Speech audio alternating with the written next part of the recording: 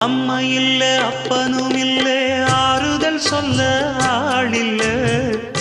ஆசைப்பட்ட வாழ்வும் ஒண்ணு அவளுக்கு இங்கே சேரல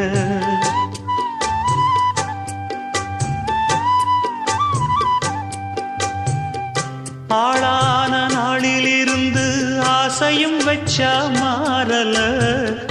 அந்த கதை பாதியில் முடிஞ்சு போனதையா தேரல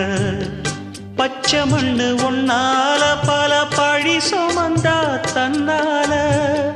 பாவம் பழி முன்னால வந்து படருதையா தன்னால